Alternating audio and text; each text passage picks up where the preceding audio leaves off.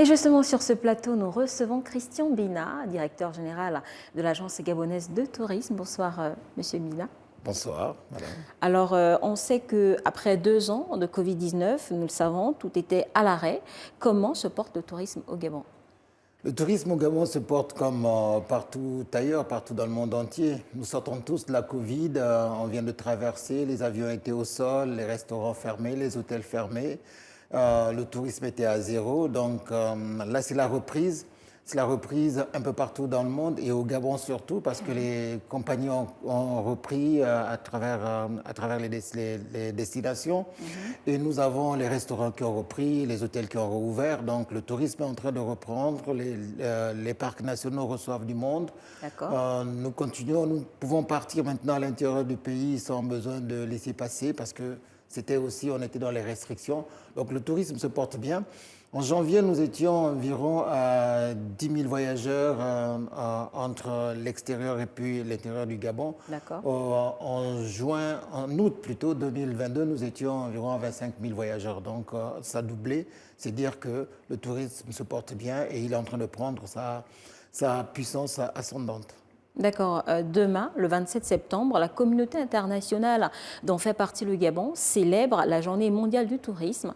Quelle est la particularité de cette célébration alors que le thème de cette année est repenser le tourisme, un thème assez évocateur?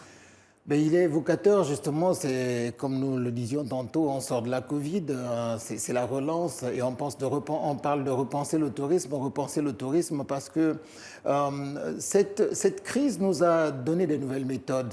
On a appris beaucoup de cette crise, c'est de nouvelles leçons que nous avons apprises. Et aujourd'hui, nous sommes obligés de repenser sur le plan technique, mais repenser aussi sur le plan stratégique. C'est-à-dire sur le plan technique, aujourd'hui, on sait que pour aller dans une destination, il faut s'assurer que c'est une destination saine, que tous les aspects sanitaires sont OK. Et c'est le cas du Gabon particulièrement parce que le Gabon a bien géré sa crise Covid. Nous avons été d'ailleurs félicités pour ça. Donc la destination Gabon, c'est une destination saine, si on veut choisir une destination à visiter.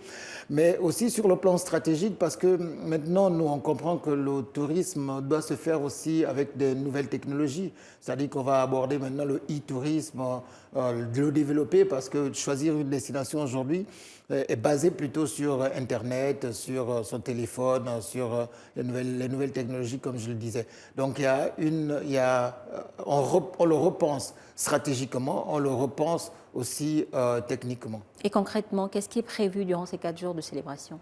Ce qui est prévu demain,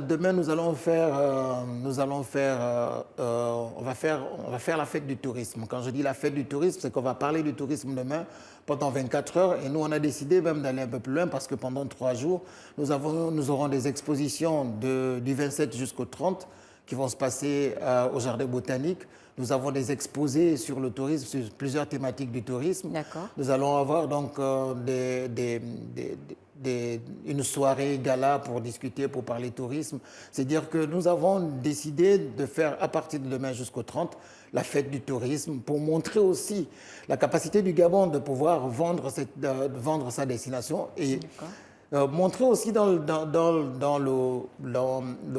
conscient collectif que le tourisme, aujourd'hui, il faut qu'on le voit comme un secteur économique important, un secteur économique qui s'intègre dans ce pays et qui est capable aujourd'hui